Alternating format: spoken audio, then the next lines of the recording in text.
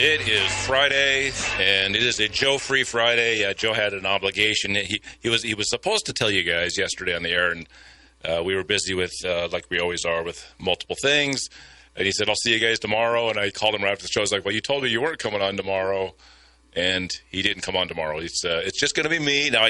We had JR scheduled to come on and do radio with us, so I decided to keep JR on with us today, so he'll be joining us for the Gold and Silver Show. He's been on once or twice. I'll have him reintroduce himself, and we'll dig into some topics that he wants to talk about. He likes economics, and he'll be a good addition for today's show. We are a gold and silver company. We sell, buy, trade gold, silver, and other precious metals. The Patriot Radio News Hour show has been on for going on 3 decades. Almost 3 decades of customers have been coming to this company to buy gold and silver. It's a very, very impressive thing to hear. When I signed up with Joe in 2018, the year or two before that, gold and silver had run really hard in 2011, and then it kind of came back, and it became survival of the fittest. A lot of gold and silver companies, they over-leverage themselves. They don't move their business and their money in the right way, and they just go away. Either that or they come in when it's hot, sell as much as they can, and they're gone until the next splurge. But Patriot Trading Group we do it smartly. It's not a small company, but it's definitely not a big, huge internet gold and silver seller. We specialize in pre-33 gold, but we sell pretty much anything you want, and it's a great way. It's a great way to you deal with us. We give you a good price on the front end. We give you a good price on the back end when you sell. Just can't beat that decades long trust that we have with our customers. Word of mouth is essentially how we have the radio shows, and we have word of mouth. In the years I've been doing this, I can't think of any advertising we've done at all outside the radio stations.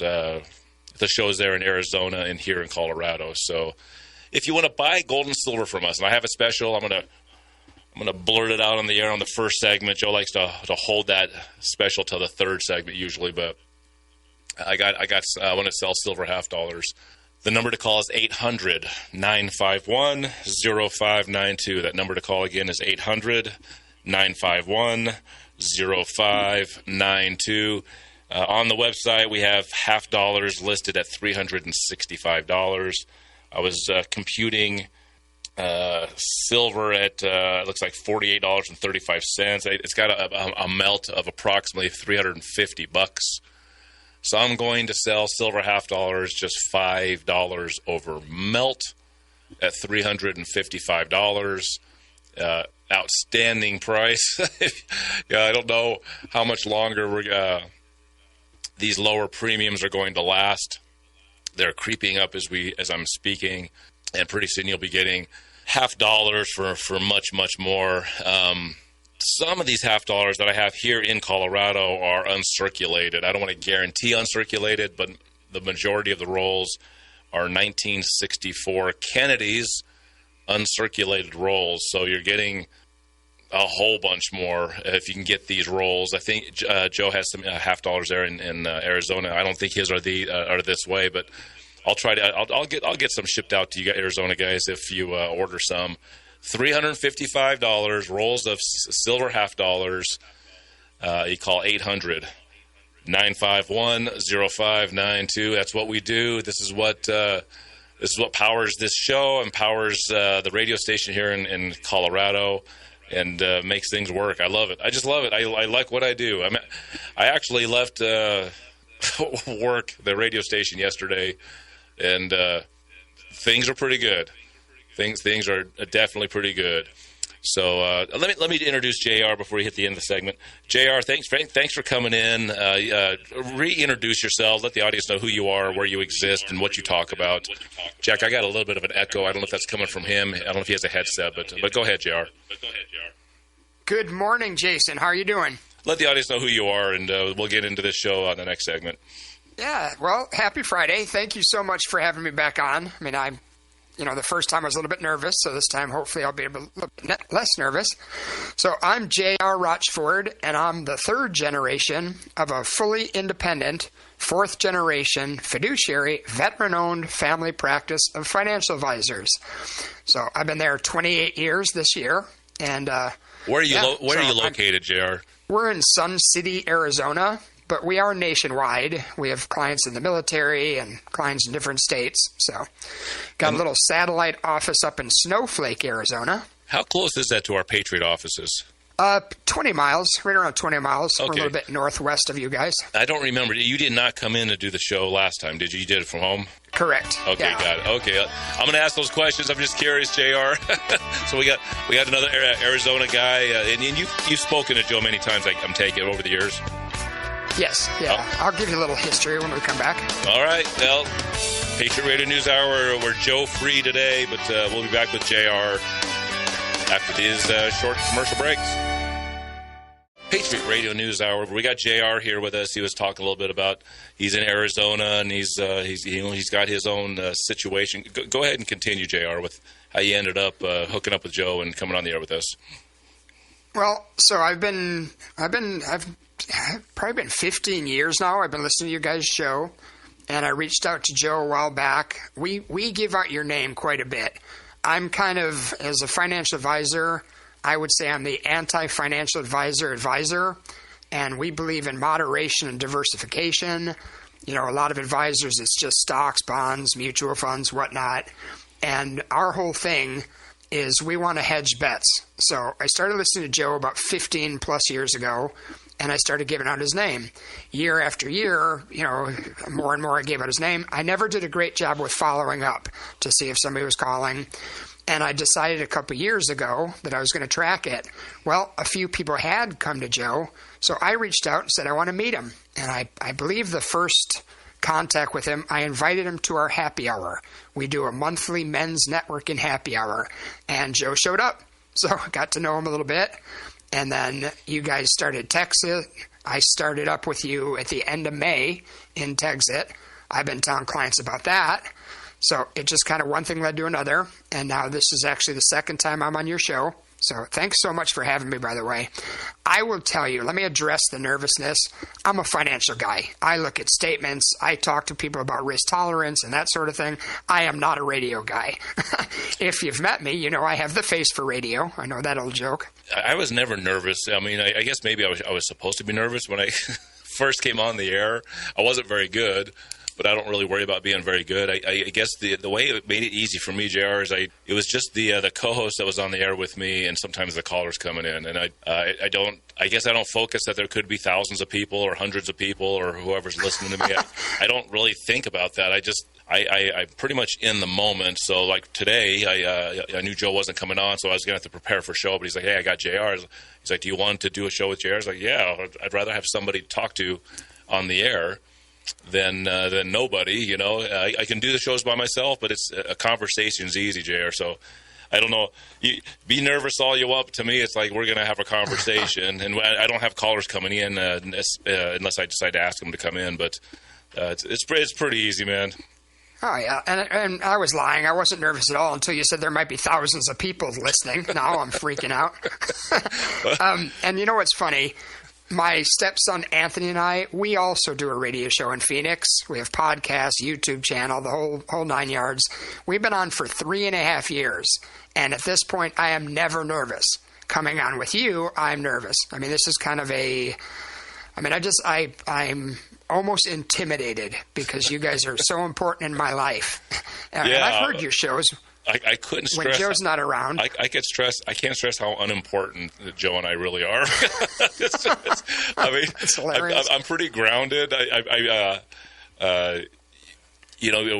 Most people are grown in a family, and they're taught that you're not more important than anybody else. You know, you're not more important than anybody else. You know, to try to keep you humble, which it's a good message, but I think it drives people to be too humble. Because to me, that's a coin. You flip it over and say, well, that means nobody is more important than me.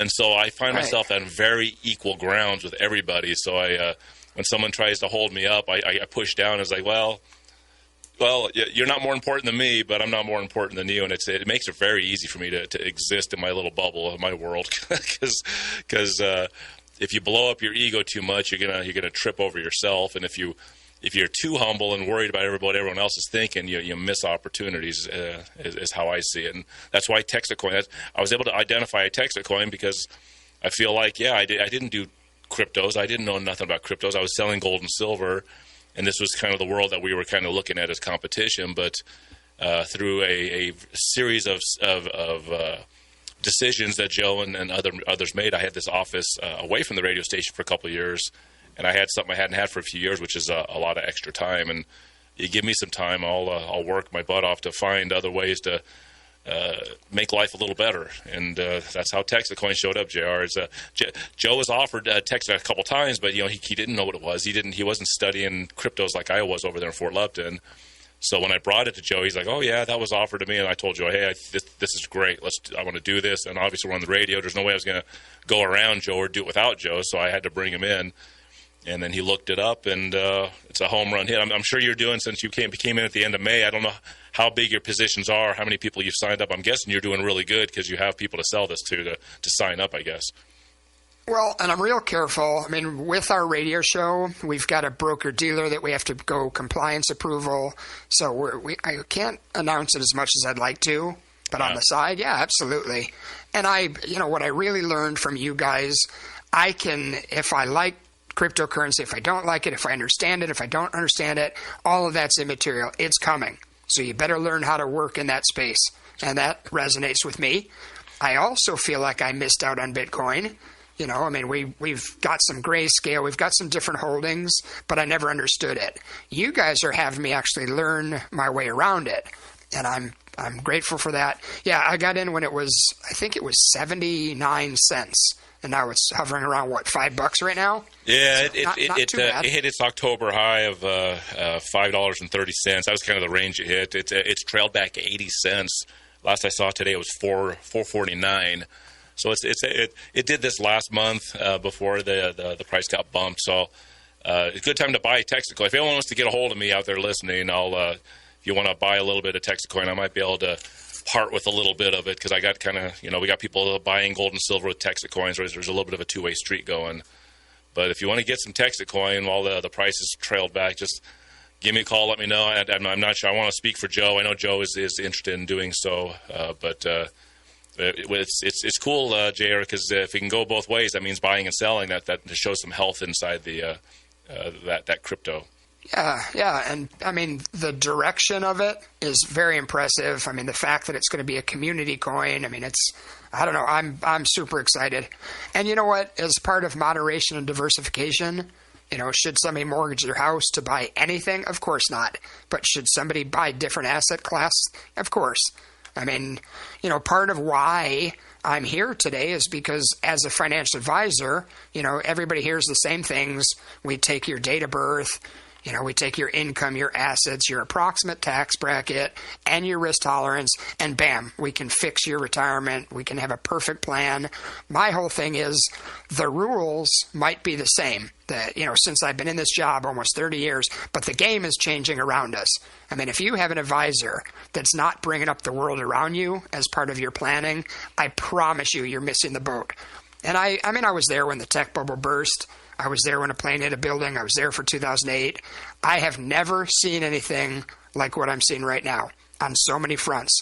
So I'm basically, the reason I'm here, I want to sound some alarms. I mean, I want to do on your show what I do on my show. And when you guys green-lighted that, I'm excited. Yeah, so well put. And we'll start talking about your observations about the markets. We'll get into that. I will say I love gold and silver. I love cash, actually, too. I know not to hold on to too much of it for too long. You want your money working for you. But, man, when the Federal Reserve hates their own creation, which is their own Federal Reserve notes, the physical ones that are out there, cash is a little bit – I'm not talking about in your bank account. Your bank account is so much more susceptible, has so many more issues. But there's nothing like making sure you have some – you have to agree, JR, no matter how much we hate fiat currency, the Federal Reserve notes, how much that we know that there could be a better money for the citizenry, cash can move things very quickly. There's nothing faster than cash.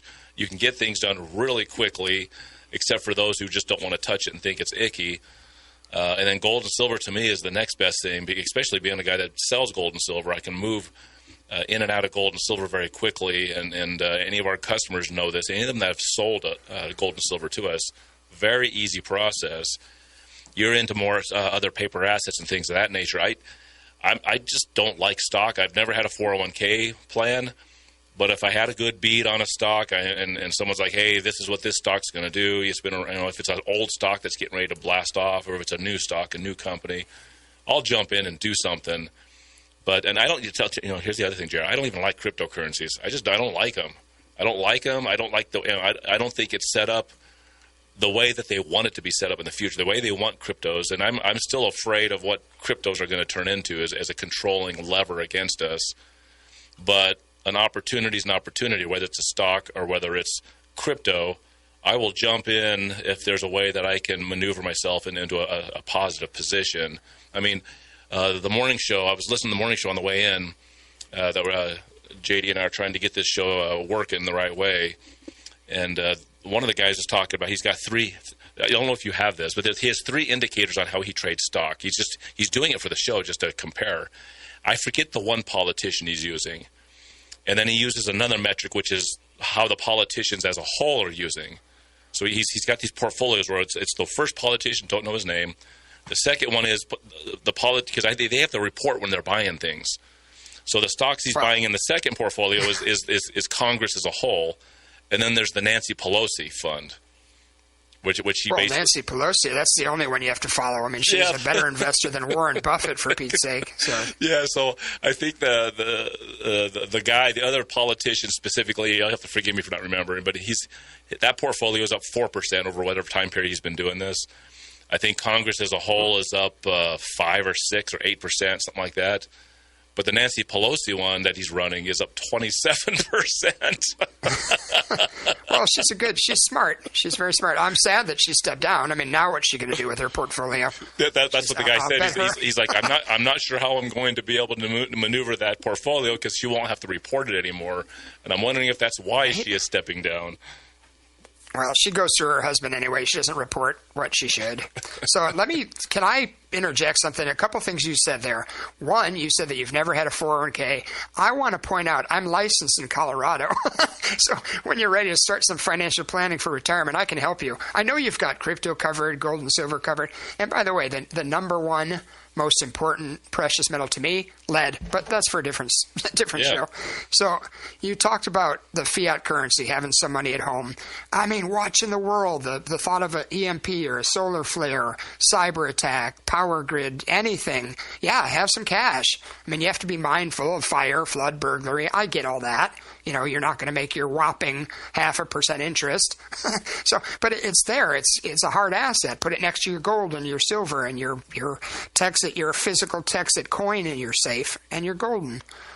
So, and I look at it like this country. We're in such uncharted territory. I mean, we've never had $38 trillion in debt before.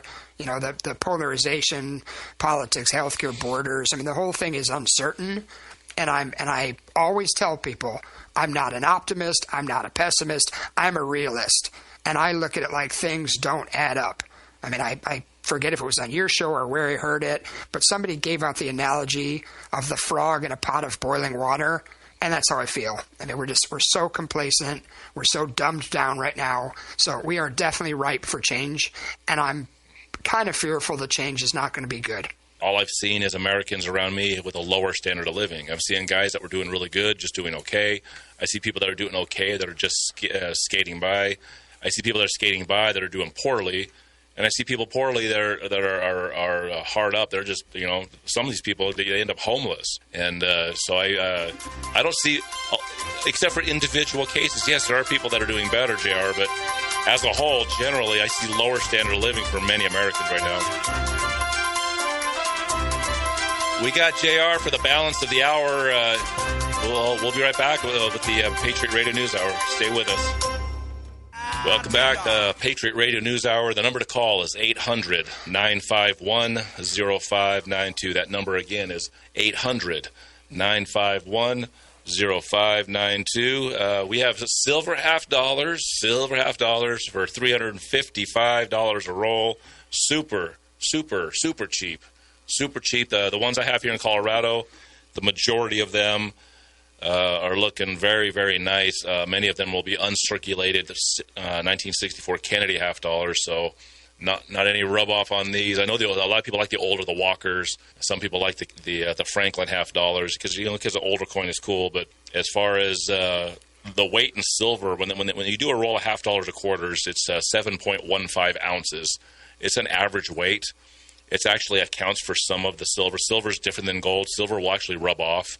If you sat there for a long time rubbing a silver coin, eventually it would just turn into dust and go into the air. You can actually make silver dissipate into the air.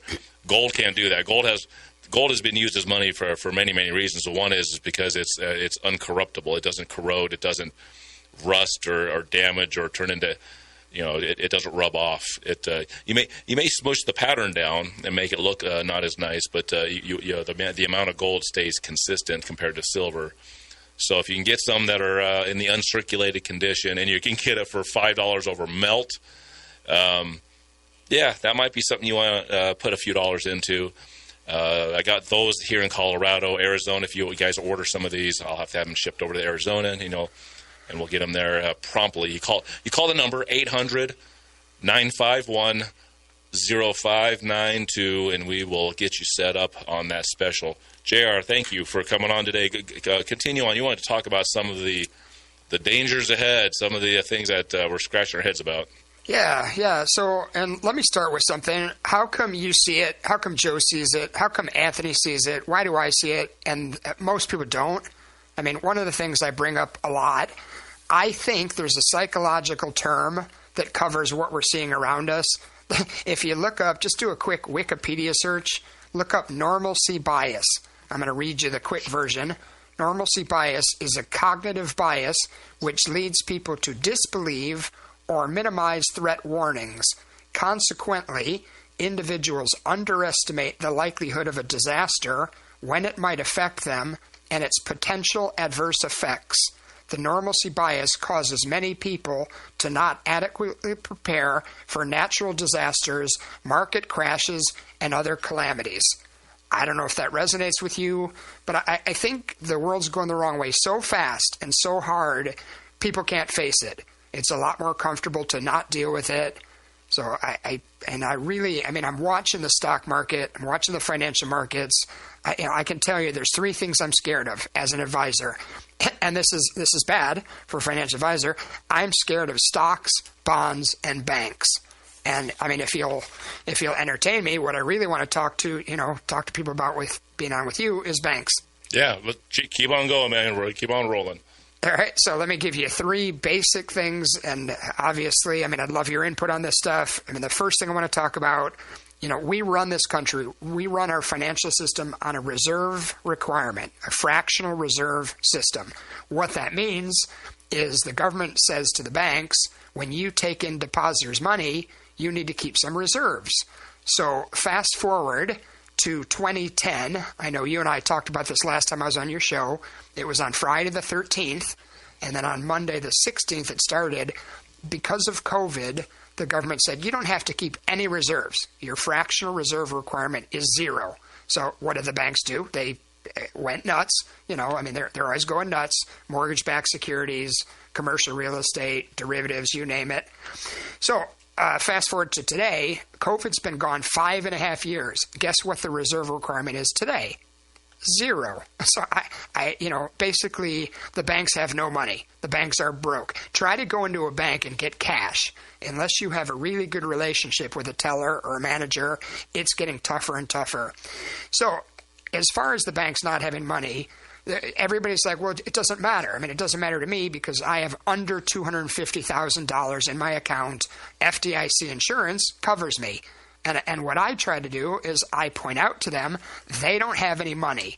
The depositor insurance fund that makes you feel warm and fuzzy has 1.3% coverage. Let that sink in. If you have $100 in the bank, you're going to get $1.30 if they get to you. And it's funny because the people that I talk to in the banks, I talk to tellers, I talk to VPs, they don't know it. I mean, these people that work there, either they don't know it or they're completely forbidden to discuss it. So I had an experience recently. I was in a local bank, I won't name the name, and I sat down with somebody, and I'm talking about this. I said that I do a radio show, you should hear it. We talk about the banks all the time. You're not going to like it, but you should hear it. And I said that, doesn't it make you nervous that they have no money? And this woman thought I was crazy. At first she's like, yeah, that's baloney. I said, let's go into your office. Let's go to this desk and let me pull up the computer. So I pull up the computer. I go to FDIC.gov, and she's just, thinking there's no way I'm going to convince her. Get to FDIC.gov. Took 3 steps. I did a little in the search bar. I went to statistics at a glance. Then I went to June 25 statistics. Then I went to FDIC historical trends. Bam, pull up this chart. In the lower left-hand corner, it shows DIF, which is Depositor Insurance Fund. The reserve ratio at the end of our, halfway through the year, 1.36%. And she kind of, she had to get mad at me because she didn't know what else to do. And she was like, it just doesn't matter. We, since 1929, we've never had a problem. And I'm sitting there thinking, you can put your head in the sand all you want. But I can tell you, we're in such uncharted territory. When people ask me the likelihood that I think there's going to be a bail-in or a bank holiday, I used to say probably 20%. Until a couple years ago, as I'm watching things get worse and worse, the debt go up and up, I would say at this point, I think it's a solid coin toss. I think if next Friday, after 5 o'clock Arizona time, of course, if they announce the banks are going to close, just like they did in Cyprus, Greece, you name it, they're going to say, don't panic, your money's safe. Can I have it? No, you can't have it. And I think that's a 50-50 shot every single Friday of my life right now. Well, and the more digital it is, the easier they are to close it. They don't even have to close the physical branches. They can just shut the computers down. And the lady at the desk you were talking to, she'll just click her keyboard and won't do anything. And here's the thing about, and with my other shows especially, but even on this show, when I tell JR, I tell people things that is very, very hard to believe. And a lot of the stuff that I believe to be true is very counter to the conventional wisdom. But when I hear someone, they see the truth right in front of them, and then they just run back to their story. She couldn't be more wrong that nothing bad has happened. We were declared bankrupt in 1933, 4 years after her little year. We were declared bankrupt again in 1971. And we've lost 50% of our purchasing power every decade since 1913. We'll talk a little more with JR on the other side. Stay with us. All right, welcome back. This is the Patriot Radio News Hour. I talked with JR, and I'm going to let him continue on, but I wanted to first, real quick, JR, do you have an email? I'm actually going to send some to your email, but also if anyone wants to contact you, what's a good email? So I'm at JR at Rochford, which is ROTCHFORD, financial.com. So JR at RochfordFinancial.com. If you want an easier one. FINANCIAL.com. .com. Yes, sir. We do. I brought this Donald Fletcher piece on the air. This guy he used to travel around and tell people how to avoid taxes and how crooked the IRS is and federal income tax. And he does this long presentation. Oh. And this presentation is really good. He shows you how criminal the whole thing is, and he shows you every 10 years you're losing 50%, and he shows it. It's very direct, and so when that lady says, "Well, nothing bad has happened since 1929," she can't be more wrong. If the system needs to have a big crash, they'll have a big crash. You slightly mentioned COVID earlier about how we're 5 years away, but the COVID crash in 6 weeks took 33% of the market. Now, people don't remember that because they were too worried about putting a mask on and hiding. Right. But they bounced that market right back up. But that doesn't matter. You clear out all the suckers so that you keep you in your more privileged club well-financed. these things happen not on accident or because of bad decisions. They happen on purpose. And so that's why I'm sending you the Donald Fletcher piece. What was the other way to contact you? Go ahead, JR. We've got a much easier one. It's team@anothermoneyshow.com. Team@anothermoneyshow.com. So you said you're licensed to Colorado, so that'll give people a chance to contact you. Plus, I just sent you that Donald Fletcher piece. It's on BitChute. I think it's been it's hard to get that on YouTube. YouTube is still censors too much content. But anyways, Jared, we can continue on. I couldn't agree with you more about what you said earlier. It's we're of a like mind, obviously, and we're trying to help people out financially. And people have, I say many times on the air, if you're not worried about your money, somebody else will be, right? Right. Well, and next to your health, isn't your money the second most important thing, at least on this planet, that you have to deal with? Yes. I mean, yes. In a lot of ways, if you have to have assets to take care of things, the finances actually comes before the health. A lot of people, they sacrifice their health for finances. Well, there's a reason for that. Your personal health might not be as important as taking care of your family, your wife, your kids, your grandkids. And so sometimes you'll sacrifice the health to make sure you take care of those around you. That is a really good point. We tend to put other people before ourselves, and that's a good thing, but that, in the long run, it's not so smart. But yeah, no, you're right. Take care of all of it, take care of all of it. Put yourself in a good position in all ways, right? Yes, moderation and diversification with your lifestyle, too. So something that I'm accused of, mostly by my family, but by others, too, I'm called the boy that cried wolf. So, and on our radio show, we had a local guy in Phoenix named Seth Liebson. And Seth came on our show, I don't know, probably a year and a half ago. And he said that something people need to remember about me, even though I'm the boy that cried wolf, at the end of that story, there really is a wolf. And basically, I mean, that's, I feel like I've been early, but I've never been wrong. And I am a self-professed, I'll call it a prepper. I'm a baby prepper. So I've been worried about the world for about 20 years. And I started just dollar cost averaging precious metals. I started, trying to get under the radar. And now I feel like I'm pretty set. So I don't just sit at home and worry about things, but I can tell you what, I mean, I definitely want to be prepared, not scared. I want to be proactive, not reactive. And that's why we took on the radio show. I mean, it is not an hour-long infomercial. It is 100% sounding alarms. Well, really quick, I mean, Michael Burry, I'm sure you've watched The Big Short. It's really entertaining if you like anything financial. And Michael Burry was way early on his mortgage-backed security bubble, right? But he was right, and his company did really well betting against the housing market. And we're currently here, and Joe announced it, I think, last week, but there's Michael Burry saying that we have an AI bubble, and he's making bearish bets against NVIDIA and Palantir, and it makes you wonder how big and overpriced those markets are, JR. Yes. Well, and I heard it on your show yesterday. And believe it or not, I set my appointments around your show whenever possible.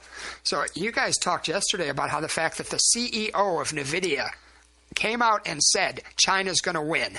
They have cheaper costs. They have less regulation. The CEO of the miracle that is NVIDIA, thanks Nancy Pelosi for keeping that stock up so high, that he comes out and says, sorry, U.S., you're screwed. Well, and what happened yesterday? The market didn't do so well. I noticed it's not doing so well again today. So maybe this is the start of the end of the 16-year bull run. Maybe we're going to get a correction finally. Well, that almost scares me, JR, because we are in such an information-heavy society now with the technology. Everyone's got a media device in their hand that's trying to program their brain. And you got Michael Burry, it's on the news. Then you're talking about the CEO of NVIDIA saying, yeah, China's going to win. If you go way back to when Napoleon lost the big at Waterloo, it was the Rothschilds' horses and information that got back to England. And the Rothschilds bought England based off of walking around England saying, oh, my gosh, Napoleon won, he's coming for us. And then he ended up essentially buying the monarchy. So it makes me wonder if NVIDIA and an AI, and then, makes me wonder if they're sending a wrong message. It always gets my antennas up, JR, when there's too much information ahead of what's supposed to be happening, which is market stress. 800-951-0592. You're going to buy silver half dollars today. The number you call to buy the silver half dollars is 800-951-0592. These look great. They're super cheap, barely over melt. A lot of them are 1964 Kennedy half dollars. There's not a lot of these, 30 or 40 rolls. So I should have been a little more on target to get the ladies in Arizona some information. But first come, first serve on those. 800-951-0592. $355 for rolls of half dollars. JR, go ahead. We got just a couple short minutes as we're wrapping this thing up. You can finish on with whatever you want to talk about. Sounds good. Well, let me leave people with a little bit of homework. I mean, a couple of things. If you are worried at all, or if you want to at least see that I'm telling the truth, dig into a few things. I mean, do look up that FDIC, look up the coverage, reach out to me and I'll help you find it. Look up the term bail-in. And another thing, I keep hearing there's about 4,000 banks in the country. That's a ton of banks. If we consolidate some banks, so what? You know what? It's only about 80 banks per state. So it's really not a lot of banks per state. I tell people look up the 2010 Dodd-Frank regulation. I know you guys have talked about that numerous times. It basically, we set the stage for a bail-in. And it just, would it surprise me? No. Right now our political powers to be are lowering bank regulations. So we're at a 0% reserve requirement. They're lowering regulations. Mergers are rising fast. Everything's just changing so fast. The banks have bad loans. Look up First Brands, Tricolor. The commercial real estate is struggling. The subprime auto loans. Everything is going the wrong way. So, and we want people prepared, not scared. We want them doing what you guys suggest, have an ounce of gold for every year you've been alive. If people listened to you guys years ago, think how set they'd be right now. They'd not only be defensive, they'd be wealthy. So jump on Texit. Reach out to Joe and Jason. You got to wake up now. Time's going fast, and I think people better slip out of their normalcy bias now. All right. Well, JR, thanks for coming on with me. We do have a couple more minutes. You said you've been listening for 15 years. Did you get into gold and silver before listening to the show, or did the Patriot Radio News Hour sort of get you to understand it? No, I had started before that. My dad actually got me started. So I've been doing it for a long time. And to me, if you're scared about the banks, stocks, bonds, what do? You pay down debt, you buy hard assets. I bought land. I've got a place up in Snowflake, Arizona. So, no, I've been going for a long time. When I found you guys, I was just, at first, Joe's, it's an acquired taste. I thought, man, this guy, he makes me look tame. And the more I listen to him, I'm like, oh my gosh. This guy is spot on about everything. And I love you too. When Joe's not there and I hear your shows and I hear about the history of money and of our financial landscape, it's astonishing how people don't know any of this stuff. Yeah, no, I found gold and silver because of wanting to increase the future fortunes of my family. I had a son, and I had bought a house in 2004. That all happened the same year. Jack was born in April. I bought a house. They were selling houses to people that shouldn't get them. I was one of those guys. And I just kept digging for information, JR. I think anybody that wants to really take care of their family, you've got to keep your brain and ears open, right? Amen. All right, JR. Thanks for coming on. Hey, everybody, if you want to... Jason. Yeah, thank you, JR.